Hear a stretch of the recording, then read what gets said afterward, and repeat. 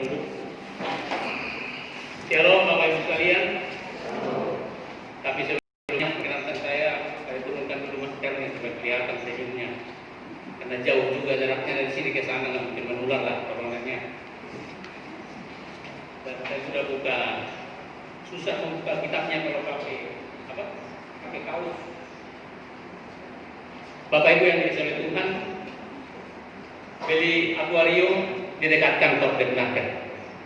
Marilah Bapak Ibu tersenyum walaupun ditutup oleh masker. Beli jarum, beli juga keleker. Kalau sudah tersenyum, rasanya sudah seger. Minyak harum simpan dalam peti.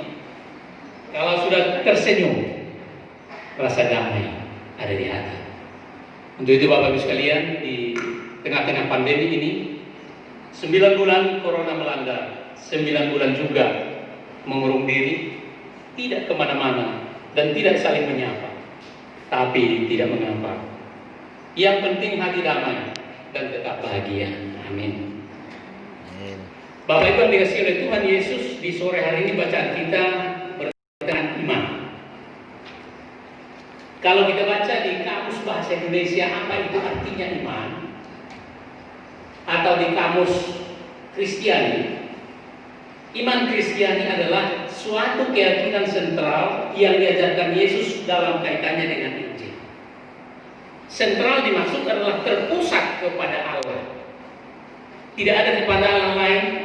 Iman bukan terpusat kepada kekuasaan, kekayaan, kesehatan, tetapi terpusat kepada Allah. Dan kembali kita, apa itu Injil? Kita setiap minggu mendengar Injil. Ada yang tahu apa artinya Injil? Ada? Kabar baik. Oke, kalau enggak, kita buka di kamus-kamus bahasa Indonesia atau di kamus Kristiani banyak. Injil berasal dari kata Yunani yaitu evangelion, euangelion, dan ditranslate dari bahasa Arab yang artinya kabar baik. Di dalam bahasa Inggris namanya gospel. Berarti iman Kristiani adalah suatu keyakinan yang terpusat kepada kuasa Allah yang diajarkan Yesus tentang kabar baik. Ibrani pasal 11 ayat 1 hari ini menyampaikan kepada saudara dan saya bahwa iman adalah dasar dari segala sesuatu yang kita harapkan dan bukti dari segala sesuatu yang tidak kita lihat. Apa sih maksudnya ini Bapak Ibu sekalian? Langsung saja kita ambil contoh. Seseorang berani membuka usaha perdagangan, toko atau apapun itu.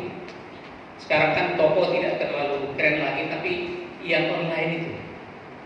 Pertanyaannya, apakah dia sudah memastikan tokonya itu berhasil atau tidak? Sehingga dia berani membuka toko, membuka usaha yang lain. Padahal banyak toko yang bangkrut. Jawabannya singkat. Dia berani karena dia punya iman. Karena banyak toko yang bangkrut, banyak yang gagal. Tetapi karena dia mempunyai iman yang kuat, perdagangan dia diawali dengan iman. Itulah contoh-contoh iman. Kalau saudara dan saya ditanya, pernahkah melihat Tuhan? Jawabannya pasti tidak. Tetapi bila saudara dan saya ditanya, percayalah bahwa ada Tuhan? Jawabannya apa Bapak Ibu sekalian? Percaya. Kok ragu-ragu? Percayalah saudara dan saya bahwa ada Tuhan Allah itu? Amin. Kenapa saudara berani bilang percaya? Karena apa? Ada iman. Karena iman. Karena iman. 2 Korintus 5 ayat 7 mengatakan, kami hidup oleh iman, bukan oleh penglihatan. Karena perjalanan kami dengan iman bukannya dengan penglihatan. Sebab kami hidup oleh iman, bukan penglihatan. Berbahagialah saudara dan saya yang percaya, walaupun kita tidak melihat. Jelas Bapak Ibu sekalian, dasar kita percaya kepada Allah adalah iman. Bapak Ibu, kalau kita refresh ke belakang, kita ingat kembali ke belakang.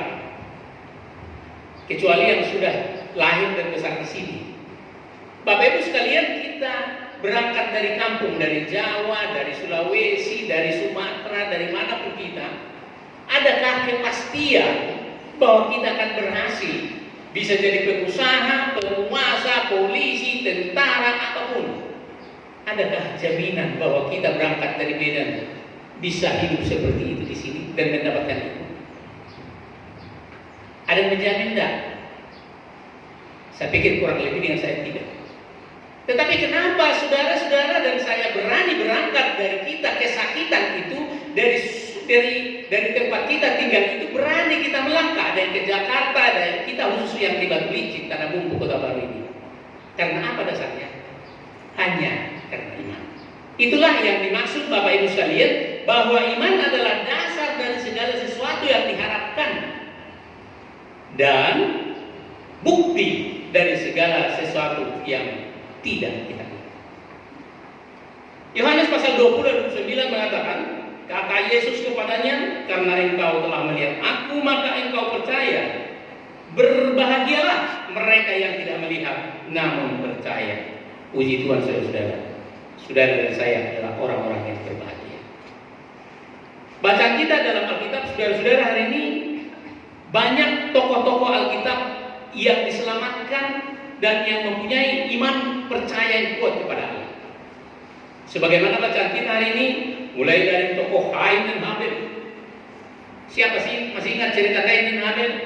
Kain itu seorang petani, Habel itu seorang gembala. Tetapi ketika mereka mempersembahkan kepada Tuhan, jika ini mempersembahkan hasil tanaman yang paling baik, si Habel mempersembahkan anak pertama dari dombanya yang terbaik. Tetapi Tuhan berkenan kepada persembahan si Habel. Akhirnya persembahannya si Kain tidak diterima. Siapa yang salah sih? Apakah Tuhan tidak berkenan dengan petani? Kasihan dong petani. Bukan, Bapak Ibu sekalian. Yang terjadi di situ adalah keyakinan total, iman yang percaya total kepada Tuhan. Akhirnya apa, saudara? Setelah persembahannya si Kain tidak diterima, si Kain membunuh si Habel. Karena si Kain memberikan dengan potensi diri, si Habel mempersembahkan dengan potensi iman. Yang kedua, Bapak sekalian, salah satu yang tidak mengalami kematian adalah si Henokh. Dia karena dekat dengan Allah, berkenan dengan Allah, dia tidak mengalami kematian. Dia diangkat oleh Allah langsung ke surga. Itu karena imannya kepada Tuhan.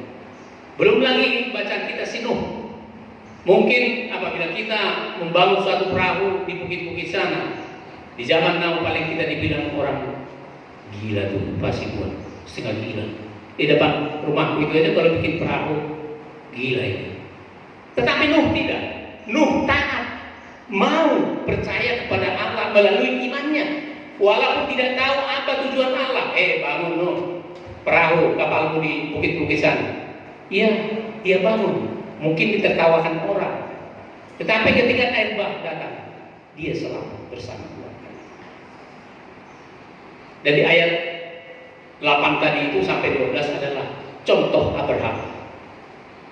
Bagaimana Abraham? Abraham yang sering disebut sebagai bapak orang percaya atau bapak rohani. Dia sangat taat kepada Allah.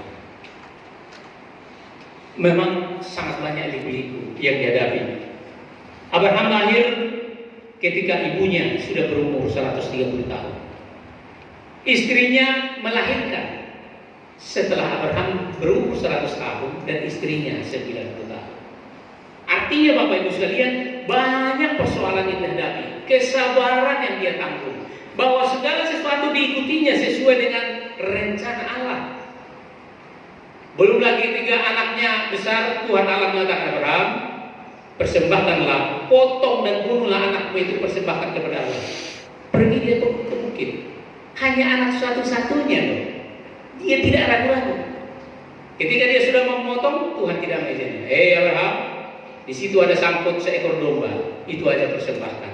Artinya ketika dia ikuti kehendak Allah, mau dengan rencana Allah, Tuhan akan memberi solusi. Amin, saudara. Amin. Dan Abraham disuruh oleh Allah berangkat dari Ur Kasdim. Kalau kita cari di buku-buku Alkitab atau di fungsi Google, di manakah Ur Kasdim itu? Ur Kasdim terletak di selatan Mesopotamia, di tempat pergiannya orang-orang Kasdim. Nah, pertanyaan pulang, di mana sih Mesopotamia itu? Apakah di Pulau Suamian, Kota Baru, atau di Banjarmasin? Mesopotamia adalah merupakan peradaban tertua di dunia, terletak di antara dua sungai besar, yaitu Sungai Efrat dan Sungai Tigris. Sungai Tigris itu sekarang adalah daerah Irak, Bapak Ibu sekalian. Luasnya kurang lebih 6.000 km persegi. Dan Allah menyuruh Abraham untuk berangkat dari Ur Kasdim ke tanah yang tidak dia tahu kemana tujuannya. Petanya nggak jelas, alamatnya nggak jelas. Luar biasa. Dan dia pun meninggalkan Ur Kasdim, Bapak Ibu sekalian. Dan Abraham pada akhirnya nanti adalah sampai ke tanah Kanaan. Apabila kita tanya pakar-pakar Alkitab, berapa jauh sih dari Ur Kasdim sampai ke Kanaan itu? 1650 km. 1650 km kurang lebih dari Bandung sampai ke Sulawesi, Manado. Bayangkan kita disuruh pergi untuk berjalan sedemikian jauh tanpa tujuan yang jelas. Walaupun Abraham bersama rombongannya masih singgah-singgah di suatu tempat. Artinya Bapak Ibu sekalian, kalau kita hitung-hitung pakai matematika, 1650 km dari Kota Bandung tadi ke Sulawesi, kalau naik mobil itu 20,6 jam tanpa henti-henti. Naik kereta api 23,6 jam, naik pesawat 1,8 jam. Kalau rata-rata kecepatan manusia 4 km per jam. Rata-rata kecepatan kemampuan manusia berjalan per hari adalah 4 km per jam. Lebih dari situ dia sudah kecapean. Tidak ada sampai 12 jam. Sudah beruntung di kampung kita di Medan itu, kayak kami itu sekolah harus jalan 2,5 jam atau 2 jam ke sekolah. Ini Mama Lasma pulangnya lagi 2,5 jam, 5 jam. Itu sudah nggak tahu lagi. Itu luar biasa. Jadi kalau dihitung berapa hari harus ditempuh oleh si Abraham dari tempat dia Ur Kasdim sampai menuju tanah yang dia tidak tahu di mana. Oke lah, sekarang kita tahu tanah Kanaan. Berapa jam? 413 hari. Sebenarnya 412,8 hari. Bapak bayangkan bagaimana menuruti Allah sepanjang 413 hari harus berjalan tanpa tahu kemana dan mau apa yang terjadi di dalam perjalanan kita. Taat kepada Allah, itulah yang dia lakukan tanpa banyak tanya. Ya Tuhan. Saudara-saudara terkasih dalam Yesus Kristus, apa kaitannya dengan pola hidup kita sekarang? Bagaimana Abraham tidak hitung-hitungan dengan apa yang diperintahkan oleh Allah ketaatannya? Kita misal mau ke gereja, jarak dari rumah ke sini, saya kan naik motor. Manjanya manusia sekarang. Ada kadang-kadang alasan, motor rusak, gak usah ke gereja. Paling di Batu Licin dari sini ke Semopan 4 kilo. Kalau jalan kaki jam 6 sudah naik ojek atau taksi dan banyak hal. Kalau kita hitung-hitungan kepada Allah, Abraham hitung-hitungan tidak akan terlaksana. Bagaimana mau berjalan 413 hari Bapak Ibu sekalian? Tetapi dengan iman, sekali lagi dengan iman, Abraham berangkat dan pada akhirnya dia sampai di tanah perjanjian. Kaitannya Bapak Ibu dengan ibadah kita hari ini, judulnya di situ Hari Pengurangan Risiko Bencana Internasional. Hari Pengurangan Risiko Bencana Internasional. Apa sih bencana internasional itu? Kalau kita baca di kamus bahasa Indonesia, bencana itu bermacam-macam. Ada karena banjir, hujan, kebakaran hutan, bencana alam dan lain sebagainya. Dan termasuk di dalamnya itu bencana non alam itu adalah COVID-19. Apa yang harus kita lakukan? untuk pengurangan risiko bencana internasional ini. Ini tentang ibadah yang hari ini. Selaku umat Kristen, selaku yang percaya kepada Yesus Kristus, kita diamanatkan, saudara dan saya, kita mau dimotivasi untuk ikut berpartisipasi mengurangi risiko. Apa sih risiko bencana itu? Bisa kita lihat di Mr. Google, di TV, di mana. Risiko bencana alam itu adalah kemiskinan, kebangkrutan, pengangguran, ekonomi, keamanan, dan lain sebagainya. Apabila saudara dan saya pada saat ini seperti Abraham yang disuruh Tuhan berangkat dari Ur Kasdim ke tanah Kanaan, ke tanah yang belum dia tahu kemana, andai kata kita sekarang di era new normal, disuruh berangkat dari new normal menuju normal, itu salah satu upaya kita untuk mengurangi risiko. Apa yang kita lakukan? Pertama, kita ikuti protokol kesehatan, Bapak Ibu sekalian. Ini adalah ujian berat kepada kita, pada saudara dan saya. Tidak main-main bagaimana Abraham dalam perjalanan itu, sepanjang itu. Kita berjalan kaki 2 jam aja sudah capeknya, hausnya dan lain sebagainya. Bapak Ibu sekalian, di dalam perjalanan kita menuju normal yang kita tidak tahu sampai kapan Tuhan izinkan COVID-19 ini ada. Saudara dan saya diuji walaupun menyakitkan. Apa tidak menyakitkan? Sudah 9 bulan kita tidak saling tegur, tidak saling mengunjungi, menahan diri di rumah, tidak boleh berkerumun, cuci tangan 2 jam sekali, pakai masker dan lain sebagainya. Kita berkunjung ketemu dengan teman aja sudah curiga, jangan-jangan pasti boleh bawa virus ini dan sebaliknya. Jadi banyak menimbulkan masalah dan dosa, kecurigaan antara satu lainnya terjadi, Bapak Ibu sekalian. Itulah di perjalanan kita dari Ur Kasdim ke Kanaan sekarang. Dari masa new normal mencapai normal. Maukah kita tahu sejauh mana ketaatan kita terhadap pemerintah, kepada protokol yang dilakukan, yang dibuat oleh Majelis Sinode? Bapak Ibu sekalian, banyak kita lihat ini baru-baru ini di Samosir, polisi membubarkan adat. Baru tadi pagi saya tonton itu, terpaksa dibubarkan karena sudah tidak menjaga protokol. Saya lihat tidak ada pakai masker, berjoget bersama.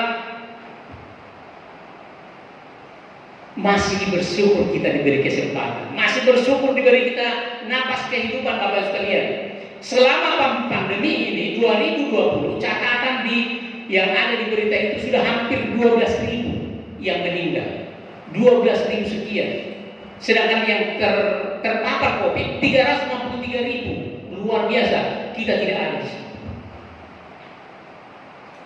Untuk itu Bapak Ibu sekalian, hanya anugerah Tuhan dan iman percaya daripada Tuhan yang menyelamatkan kita. Mungkin karena Bapak Ibu sekalian taat protokol.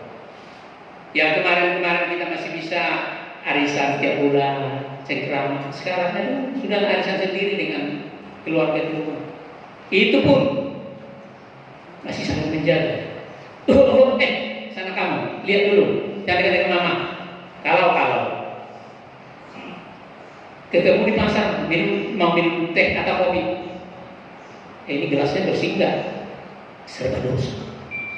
Ada paribanku pulang dari Medan membawa mayat anaknya, paribanku kakaknya pulang ke Garoga. Saat di Garoga apa yang terjadi? Sampailah mayat ini mereka bawa melalui ambulan, mereka yang mengurus. Sampai di kampungnya itu acara dimulai. Orang kampung bilang, mobil kalian tutup di sana ya, pakai tutup mobil itu. Kalian tidak boleh ikut bergabung di sini, di kampungnya sendiri. Aduh, sakitnya di sini, Bapak Ibu sekalian. Dia yang bawa mayat dari Medan, dia yang mengurus kok sampai penguburan, dia tidak bisa ikut. Ibadah aja nggak boleh ikut. Jadi gak usah bermimpilah saat ini untuk pulang kampung karena saudara tidak dirindukan lagi. Kalau dulu kita pulang kampung semua datang, ini ada oleh-oleh, ada apa? Sekarang Corona merubah segala kebiasaan itu dengan menguji kita, bagaimana ketaatan kita, bagaimana kita masih percaya kepada Allah. Kenapa Allah memberikan ujian ini kepada saudara dan saya, bangsa dan negara di dunia ini, supaya membuktikan bahwa Allah itu masih besar, maha besar, Allah itu maha baik, Allah itu masih perlu disembah dan dipuji oleh umat manusia. Kasih sudah semakin menipis zaman corona. Karena ada kecurigaan, tidak ada saling menyapa, tidak ada saling berkunjung, paling tidak seminggu sekali ibadah di rumah tangga. Ini tidak ada lagi. Tetapi tidak perlu kita berkecil hati dan tidak perlu kita merasa kita bahwa kita tidak dihargai orang. Tadi pagi ketemu dengan Nehoni dari pasar. Itu ini. Dasar, gitu aja. Biasanya salah. Ini enggak. Itu Nehoni dan itu. Dia pukulan dari belakang. Artinya apa? Saya bukannya curiga, tetapi memang itulah adanya. Tidak boleh saling salaman. Sudah, terserah itu kalau mau marah kan saya sudah. Tapi protokol kesehatan mengatakan demikian ya sudah, salah kompak aja. Sudah. Yang penting kita bangun komunikasi di era kita berangkat dari Urkasdim menuju tanah kanan itu. Coba itu sangat banyak Bapak Ibu sekalian. Pertanyaannya kepada kita, maukah kita taat? Saudara-saudara, sekian lama kita tidak beribadah. Sekarang sudah diputuskan dilakukan ibadah. Di dalam ibadah kita ini pun di bawah pengawasan oleh tim COVID nasional. Harus pakai masker, jaga jarak sudah benar, cuci tangan sudah bisa benar. Jadi kita ikutin aja. Sekarang hari pengurangan risiko salah satu itu. Apabila kita taat, berarti kita ikut mengurangi risiko penularan COVID-19. Bencana alam tadi timbul karena apa? Salah satu COVID. Yang kedua pembakaran hutan. Tidak ada dilestarikan, hanya nambang doang, tidak ditutup lagi dan macam-macam. Yang memang mengakibatkan ekonomi kita di zaman Jokowi ini minus 2 ya, minus 3 kurang lebih. Artinya apa? Bahwa kita ekonomi negara kita ini sekarang sudah diambang kehancuran. Sekarang kita digerakkan, kita diajak oleh firman Tuhan untuk ikut mengurangi risiko itu. Dengan bagaimana? Kita bersyukur masih bisa, usaha yang bisa dijalankan, pekerjaan masih bisa. Apabila kita searching dan kita baca kita dengar di TV, banyak perusahaan di dunia ini yang sudah bangkrut gara-gara COVID aja. Belum karena bencana alam. Karena gempa bumi banyak yang korban. Sekarang pertanyaan kita, selaku umat GPP Sola Gracia Batu Licin, apa yang bisa kita lakukan? Mari Bapak Ibu sekalian, dengan apa potensi apa yang ada pada diri kita, mari di dalam iman kita ikut berpartisipasi mengurangi risiko bencana internasional ini, supaya segera ekonomi negara ini, dunia ini pulih. Saya bikin contoh salah satu kenapa ekonomi di Indonesia agak macet, karena COVID. Contoh, kebetulan saya baru aja 2 minggu, kurang lebih 1 bulan lalu rapat dengan Sinarmas. Kenapa sih? Ini kan harga sawit bagus. Kenapa sih sawit kita susah diekspor? Alasan mereka, ketika kapal berangkat dari Kota Baru atau Starjo menuju luar negeri, tidak boleh langsung bongkar. 2 minggu kapal ini harus isolasi dulu di laut. 2 minggu terapung-apung. Siapa yang menanggung minyaknya? Siapa yang menanggung makan adekannya dan operasionalnya? 2 minggu baru boleh bongkar di sana. Setelah pulang dari sana ke sini tidak boleh langsung sandar di pelabuhan Indonesia. Harus 2 minggu lagi terapung-apung. Berarti 14-28 hari sudah satu red itu sudah hilang Bapak Ibu sekalian. Jadi ada perlambatan. Sekarang apabila yang kita jual ekspor itu adalah harganya sekian, biayanya banyak, terpaksa ekonominya makin merosot. Itulah salah satu Bapak Ibu sekalian. Jadi kita tidak sembarang untuk mengekspor barang atau mengimpor barang, karena 2 minggu kapal harus terapung-apung di laut, tidak boleh sandar. Kalau mereka bawa kopi, harus dilakukan isolasi mandiri di laut. Itu adalah satu contoh Bapak Ibu sekalian.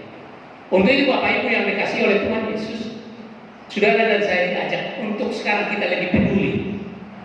Di sini hari pengurangan risiko. Bagaimana mengurangi risiko? Peduli satu sama lain. Jangan acuh satu sama lain. Walaupun tidak harus selalu berkumpul, walaupun tidak harus selalu arisan, tetapi lihat orang lain, perhatikan orang lain. supaya kita saling mengasihi satu lainnya. Karena umat Kristiani dimanapun berada atau seluruh Indonesia, bagaimana caranya suatu kumpulan organisasi itu ikut berpartisipasi di suatu tempat adalah rasa persatuan dan kesatuan. Pejuang pasar kita bilang dulu, bersatu kita teguh, bercerai kita runtuh.